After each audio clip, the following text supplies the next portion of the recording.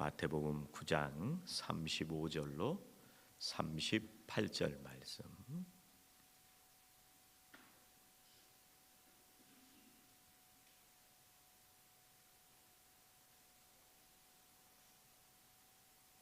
함께 봉독하시겠습니다. 예수께서 모든 도시와 마을에 두루 다니사 그들의 회당에서 가르치시며 천국 복음을 전파하시며 모든 병과 모든 약한 것을 고치시니라. 무리를 보시고 불쌍히 여기시니 이는 그들이 목자 없는 양과 같이 고생하며 기진함이라. 이에 제자들에게 이르시되 추수할 것은 많되 일꾼이 적으니 그러므로 추수하는 주인에게 청하여 추수할 일꾼들을 보내주소서 하라 하시니라. 아멘. 오늘 말씀에 보면은요, 추수할 일꾼을 보내주소서, 이렇게 예수님께서 제자들에게 추수할 일꾼을 보내주셔서 기도해라, 그렇게 말씀을 하십니다.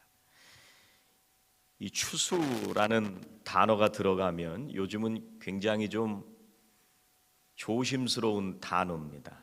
이 거부감이 들 때가 있는데, 왜냐하면 신천지에서 이 단어를 쓰기 때문에 추수꾼 그래가지고 교회에 파고들어서 중직들을 넘기고 교회를 전복시키는 이 신천지의 전략이 그런 겁니다.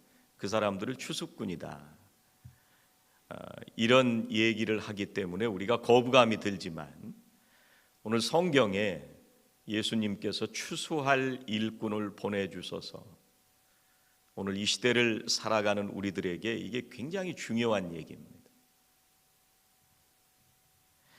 추수할 일꾼이라고 하는 거는요, 복음을 전하는 사람, 믿지 않는 영혼들을 주님 앞으로 이끌어갈 사람, 준비는 되어 있는데 추수할 사람들이 없다는 거예요.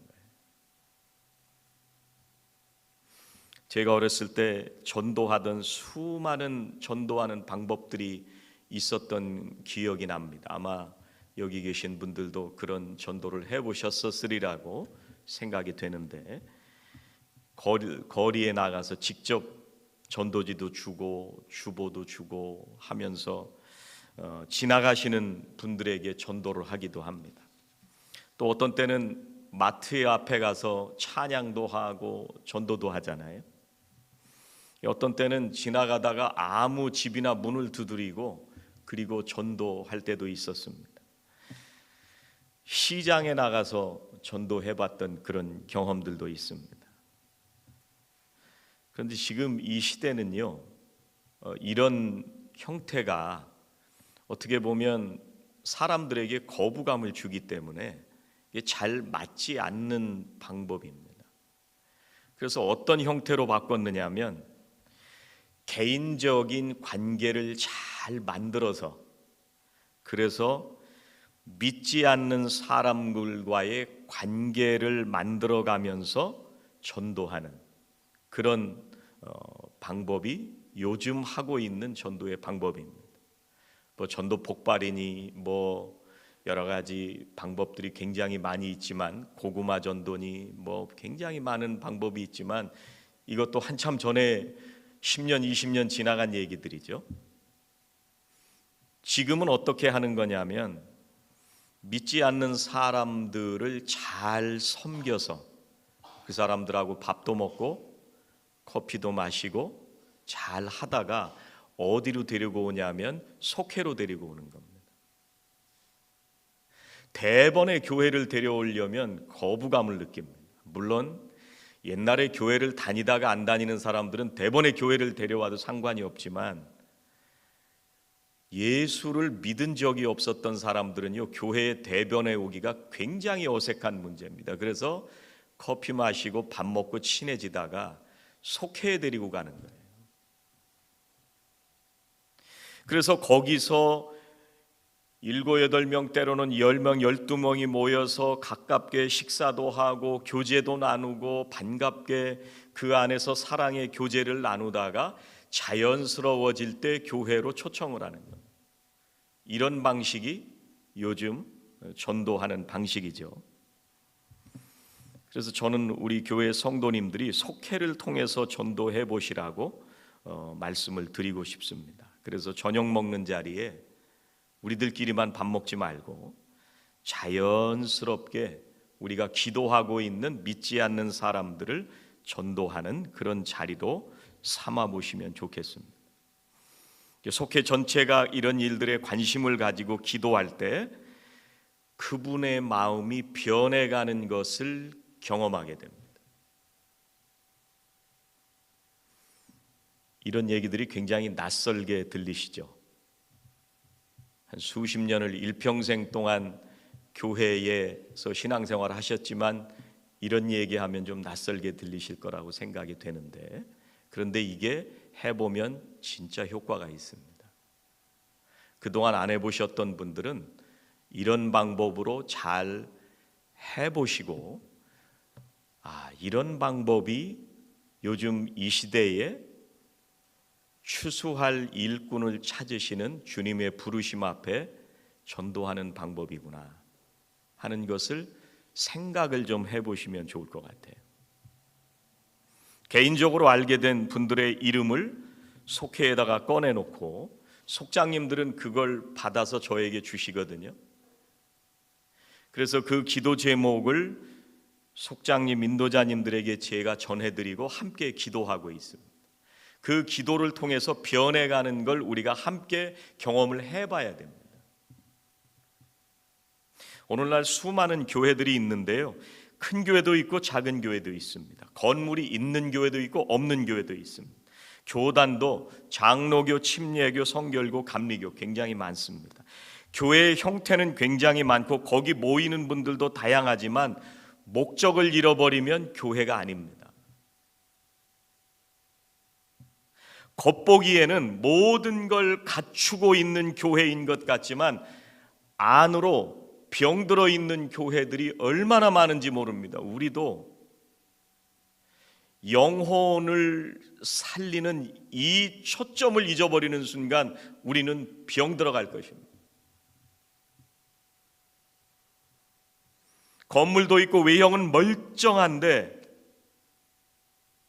다른 교회 다니다가 좋은 교회 찾아오는 그런 사람들만 받는 교회는 이미 병들어 있는 거예요.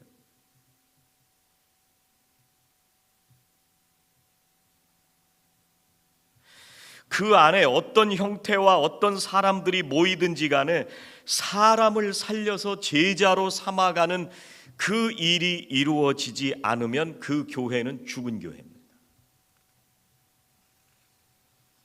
교회가 존재하는 이 목적을 잃어버리면요, 그 교회는 병들어 있는 교회입니다.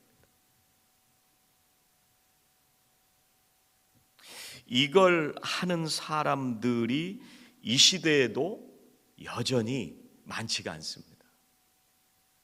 초대교회도 비슷했습니다. 초대교회 때 어떤 일이 있었느냐면요, 하루에 3,000명이 세례를 받았어요. 정말 놀라운 일인데 얼마 지나지 않아서 사도행전의 2장에 3,000명이 나오는데 그 뒤에 가보면 금방 5,000명이 전도가 됩니다. 며칠 사이에 8,000명이 됩니다.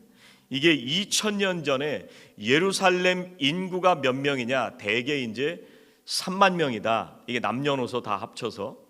그리고 5만 명이다. 이런 설들이 있습니다. 그런데 대개 학자들이 몇만 명이라고 동의를 하게 되냐면 8만 명이라고 동의를 합니다. 이게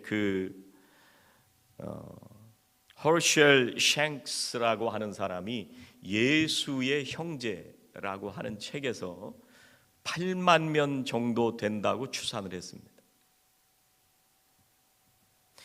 오늘날 지금 도시 개념으로 보면은요, 당시의 예루살렘은 8만 명이면 굉장히 적은 숫자입니다. 그런데 그 도시에서 며칠 사이에 8,000명이 예수를 믿었어요. 그 8,000명은 남자 가장의 숫자라고 치면, 그렇게 따지면 8만 명의 예루살렘 도시에 4만 명이 믿었다는 얘기입니다. 50%가 믿었다는 얘기예요. 놀라운 일입니다. 그런데 우리가 다시 생각해 봐야 되는 거는요, 이렇게 정말 많은 사람들이 믿었는데 30년이 지나서 바울이 3번의 선교 여행을 마치고 예루살렘에 돌아왔을 때요, 바울을 맞이했던 그리스도인들은 정말 적은 숫자가, 심각한 문제. 그 4만 명은 다 어디로 갔습니까? 예루살렘에 살고 있었던 수많은 유대인들은 바울을 죽이려고 했습니다. 하루 만에 3,000명, 또 다른 하루에 5,000명까지 믿었는데 30년이 지났으면 예루살렘 전체가 믿는 사람들이 돼야 되는데, 그런데 바울이 죽을 고비에 있을 때 그 수많은 그리스도인들은 다 사라졌습니다.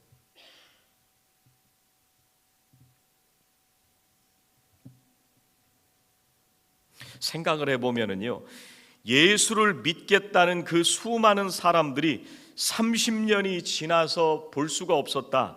그 얘기는 이 사람들이 순간적인 분위기에 휩쓸려서 예수 믿게 됐을 수도 있습니다. 세례를 받기는 받았는데 수천 명이 말씀을 듣고 기도하기는 했는데 주님 안에서, 말씀 안에서 믿음이 지속적으로 자라지 않았다는 얘기입니다.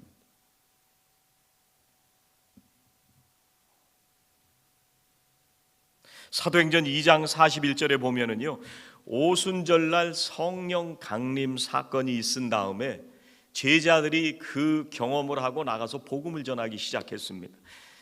그리고 2장 41절에 뭐라고 말씀하시냐면, 그 말을 받은 사람들은 세례를 받음에 이날의 신도의 수가 3,000이나 더하더라. 놀라운 일이죠. 개역 개정은 신도의 수가 3,000이나 더하더라. 이걸 옛날판 개역 한글판에는 제자들의 숫자가 3,000이나 더하더라. 이러니까 우리가 지금 이 성경을 보면서 정말 대단한 제자들이 늘어났다, 4만 명이나 늘어났다 이렇게 생각하겠지만, 이 제자, 신도라고 번역된 이 말이 푸시케라는 단어인데, 이 말은 그냥 숨쉬고 있는 영혼이라는 얘기예요. 사도행전을 기록한 사람이 예수를 믿고 3,000이나 되고 5,000이나 되는, 4만이나 되는 사람이 예수를 믿었는데, 이 사람들이 앞으로 제자로 자라날지 아닐지를 모르니까 그냥 푸시케라고 써놓은 거예요. 그리고 사도 바울이 선교여행을 마치고 돌아왔을 때 이 4만이나 되는 사람들이 눈에 보이질 않는 거예요. 어디 간 거예요? 그러면 그 당시에 제자들은 없었나요? 예수 믿는 사람들은 없었나요? 이게 이 시대만의 얘기일까요? 오늘 이 시대의 우리들에게도 심각한 얘기가 될 수가 있습니다. 추수할 일꾼을 보내주소서. 추수할 일꾼들이 복음을 듣고 세례는 받았는데 조금만 어렵고 고난이 닥쳐오면 다 사라져버리는 사람들을 추수할 일꾼이라고 얘기할 것 같지는 않습니다.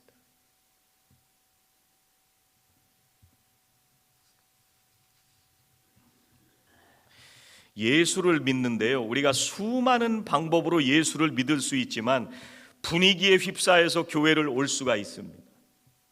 여러분, 팬데믹 3년 지나가고 나니까요, 규모가 다 다르겠지만 큰 교회들은 몇 퍼센트가 빠졌냐? 30%가 빠졌다는 게 대개의 통계입니다. 사람들이 가니까 어떤 때는 목장에도 가고, 사람들이 가니까 성경 공부도 하기도 했고, 사람들이 가니까 주일날 예배도 가기는 했는데, 그런데 팬데믹 지나가고 나서 예배를 안 드리는 숫자가 30%가 됐다는 거예요.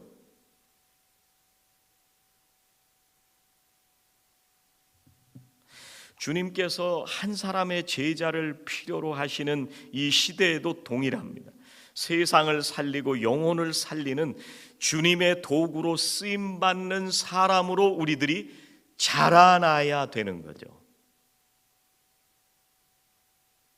오늘 예수님께서 이 주님의 제자로 자라나는 사람들, 추수할 일꾼으로 자라나는 사람들이 어떤 사람들이냐, 한 가지를 말씀을 하시는데요, 불쌍히 여기는 마음이 있어야 된다는 것을 말씀하십니다. 아직 예수님을 모르고 살아가는 사람들을 보면 그 사람들을 볼 때마다 불쌍한 마음이 들어야 되는 거예요. 그리고 그들을 향해서 복음을 전하고 싶은 마음이 들어야 되는 거죠. 이 불쌍히 여기는 마음이 예수님이 가지셨던 마음입니다. 예수님께서 세상에 오셔서 3년 동안 복음을 전하실 때요, 주님은 처음부터 마지막까지 우리를 긍휼히 여기시고 불쌍히 여기시고 연민의 마음으로 우리를 바라보셨습니다. 예수님께서는 죄인들을 보시고 불쌍히 여기신 거예요. 여러분 주변의 사람들 불쌍하게 보신 적 있으세요? 있죠. 어떤 사람은 돈이 없어서 불쌍하고, 어떤 사람은 집이 없어서 불쌍하고, 어떤 사람은 가족이 없어서 불쌍하고, 경제적으로 어렵기 때문에 불쌍하고. 그래서 그 사람 찾아가지고, 야, 너는 왜 이렇게 불쌍하니? 정말 불쌍한, 나는 속에서 연민의 마음으로, 불쌍한 마음으로 너는 너무 불쌍한 것 같아. 그러면 기분 좋을 것 같으세요? 아닐 것 같으세요? 내가 왜 불쌍해? 야, 너보다 내가 더 잘 살아. 너보다 내가 조금 돈이 좀 없다고 우습게 하냐? 이렇게 반응할 거예요, 아마. 우리는 왜 불쌍하다고 생각하냐면 예수를 모르기 때문에 불쌍하다고 보는 건데, 사람들은 왜 나를 불쌍하다고 여기냐? 네가 나 무시하냐? 이렇게 받아들인단 말이에요.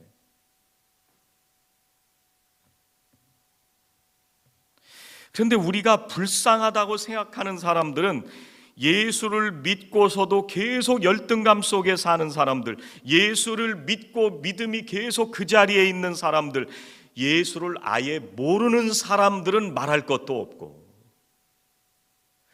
그 분들을 보면서 우리가 속에서부터 애절한 마음이 드는 거예요. 불쌍한 마음이 드는 거예요. 여러분 오늘 읽은 말씀 앞에는요, 어떤 얘기가 나오냐면 혈루증 앓는 여인의 얘기가 나옵니다. 옷자락만이라도 좀 만졌으면. 누가 나 만졌냐? 예수님이 그러시니까 이 여인에게 묻습니다. 너 나을 것 같냐? 그러니까 여인이 네, 믿습니다. 이렇게 대답을 했단 말이에요. 진짜 믿었던 거죠. 그 바로 다음에 무슨 얘기가 있냐면 맹인 두 사람을 고치는 얘기가 나와요.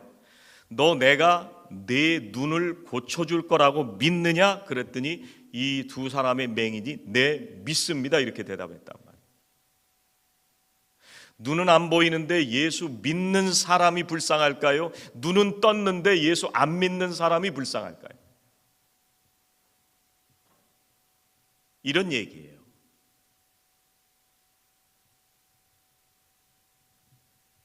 복음서에 보면 불쌍히 여겼다라고 하는 말씀이 굉장히 많이 나옵니다. 이 말은 이 내장이 뒤틀린다 그런 얘기예요. 추수할 일꾼의 마음속에 이런 마음이 있다는 거예요. 상대방의 마음의 고통을 내가 함께 나누고 싶고, 그 사람을 위해서 함께 기도하고 불쌍히 여기는 마음, 연민의 마음, 이게 신앙인들이 가지게 되는 마음입니다. 예수님이 세상에 계시는 동안요, 단순히 사람을 보고 그냥 지나치신 것이 아니라 이 마음으로 사람들을 보셨던 겁니다. 이걸 어디서 연습하느냐면요, 속회에서 연습하는 거예요. 영혼을 섬기는 연습, 영혼을 긍휼히 여기는 훈련, 이걸 열심히 모이면서 이 훈련을 하는 거예요. 조금만 힘들어도 사라져버릴 기독교인들이 안 되기 위해서.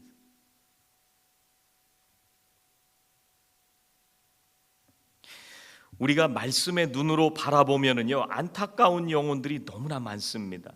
주님께서 오늘 말씀하신 것처럼 모든 병과 약한 것에 붙들려 살아가는 사람들이 수도 없이 많습니다. 얼마나 불쌍한 처지에 살고 있는지 모릅니다. 사탄은요, 사람들의 마음을 유혹해서 자기 욕심에 끌려서 계속 살게 만드는 거예요. 그래서 하나님과 원수가 돼서 살아가는 사람들이 많이 있습니다. 예수님은요, 잃어버린 영혼을 구원하시기 위해서 이 땅에 오셨습니다. 누가복음 19장 10절에 보면 인자에 온 것은 잃어버린 자를 찾아 구원하려 하십니다. 예수님께서 그 바쁜 와중에도, 눈코 뜰 새 없이 정신없었던 와중에도 삭개오를 찾아가셨습니다. 그리고 삭개오는 새 사람이 되었습니다. 주님께서 한 생명을 천하보다도 귀하게 여기고 그 영혼을 불쌍히 여기는 이 속이 타들어가는 그런 애끓는 심정으로 삭개오를 찾아가신 거예요.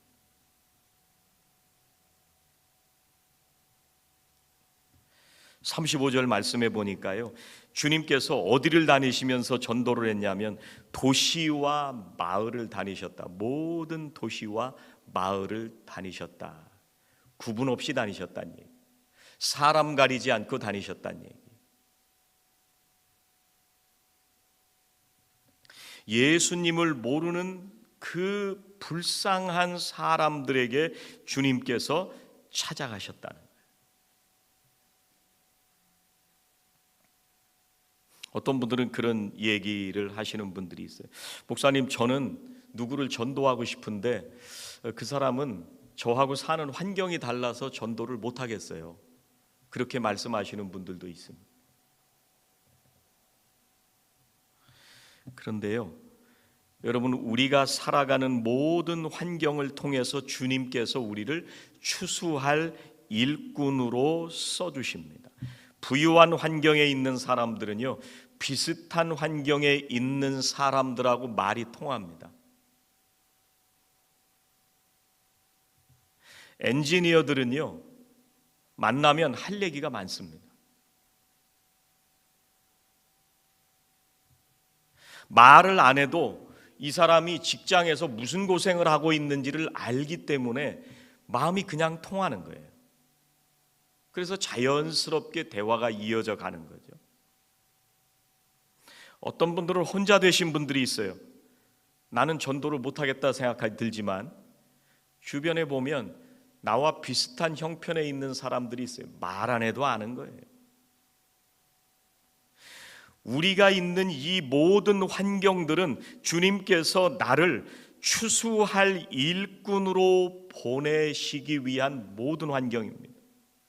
그 어떤 환경도, 나를 있게 하신 그 환경은 추수할 일꾼으로 부르시는 주님의 그 부르심 앞에 헌신할 수 있는 조건이 됩니다.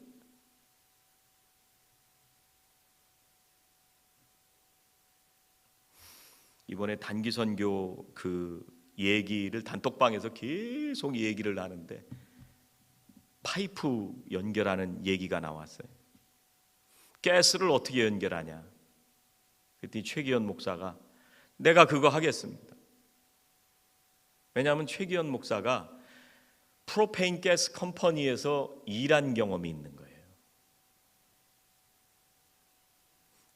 그러니까 전용복 권사님이 말이 되는 거예요, 이게. 저는 파이프를 몰라요. 대충 가열을 해서 끼우면 되겠지 이렇게밖에 생각을 못하지만 이게 몇 인치로 들어가야 되는지, 몇 인치 몇 쿼러로 들어가야 되는지, 각도를 어떻게 줘야 되는지, 재질을 PVC를 써야 되는지 다른 재질을 써야 되는지 저는 감이 안 오는데 해봤던 사람들은 그냥 얘기가 되는 거예요. 여러분이 살았던 모든 환경은요, 하나님께서 추수할 일꾼으로 보내시기 위한 복된 환경인 줄로 믿으시기 바랍니다. 지난 토요일 날 토요일마다 선교사님들의 그 설교를 들어가면서 우리가 선교의 도전도 받고 함께 단기 선교를 위해서 기도하잖아요. 박대준 선교사가 그 얘기를 하더라고요. 지난 토요일 설교에서 밑 빠진 독에 물 붓기다.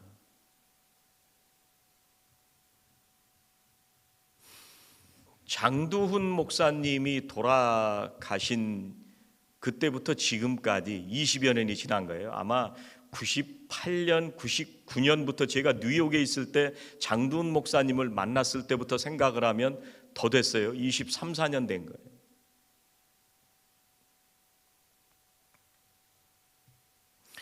이 박대준 목사님이 이 호피 선교를 하다 보니까 이 사람들이 변화가 없는 거예요. 그냥 갖다 맨날 퍼주는 거예요.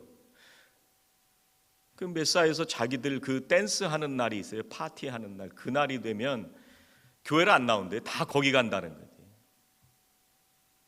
성인식을 하면 애들이 교회를 안 나온대요. 그 다음부터는. 물질이 조금 생기면 마약하고 알코올에 노출이 돼서 그런 쪽으로 많이 빠져갑니다. 어렵다고 도와주면 술 마시러, 그 돈 갖고 술 마시러 나가요. 어려운 사정 때문에 그걸 도와주면요, 그 돈 가지고 집을 나간다는 거예요. 그래서 박대준 성도사가 하나님 이 사역을 언제까지 해야 됩니까?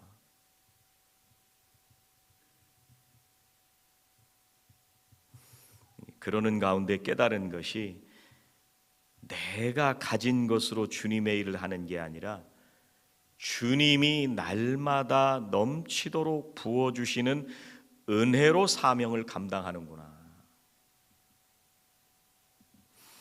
내 안에 살아 역사하시는 성령의 인도하심으로 사명을 감당하는 거구나. 내 생각과 내가 가진 것으로는 할 수 없습니다. 하나님, 나에게 은혜를 부어 주옵소서.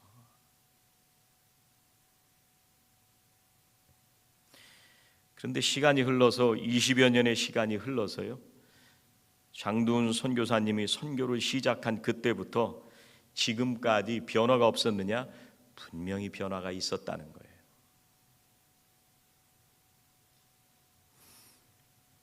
여러분, 시골에서 콩나물 키워보셨잖아요.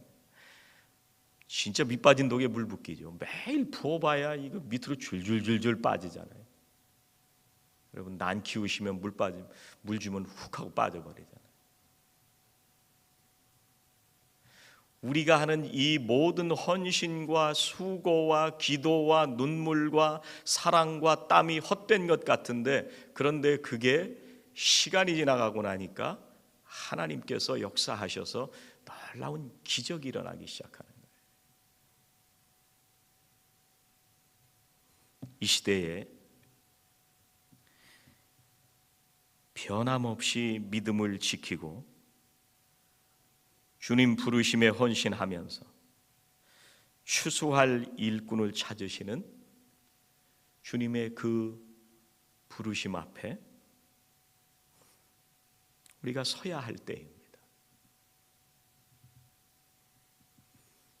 여러분, 팬데믹은 한 번 왔다 갔지만 우리가 살아있을 때 어떤 일이 또 생길지 모릅니다. 그때마다 믿음 버릴 건 아니잖아요. 그때마다 우리가 주님 기뻐하시는 방향을 향해서 가던 내 믿음을 버릴 건 아니잖아요. 이 마지막 시대에 우리가 섬김의 자리, 헌신의 자리에 계속 머물러서 추수할 일꾼을 찾으시는 하나님의 부르심에 응답하시고 오늘도 나를 통해 일하시는 하나님의 놀라우신 역사를 함께 경험하시는 저와 성도님들이 되시기를 주의 이름으로 축원합니다. 기도하시겠습니다. 주님 오셔서 십자가의 죽으심으로 우리를 살리시고 생명으로 살게 하시니 감사합니다.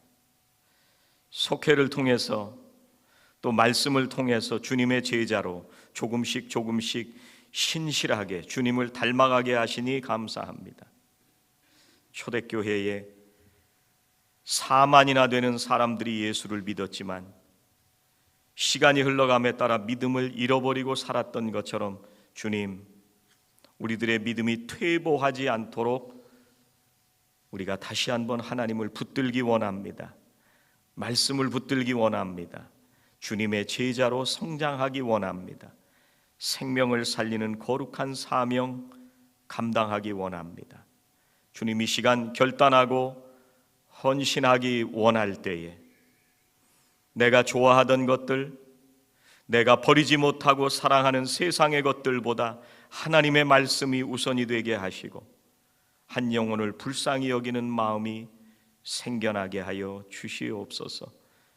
잠자고 있는 우리들을 깨우시고 주님의 제자로 다시 살게 하시기를 간절히 원하오며 예수님의 이름으로 기도하옵나이다.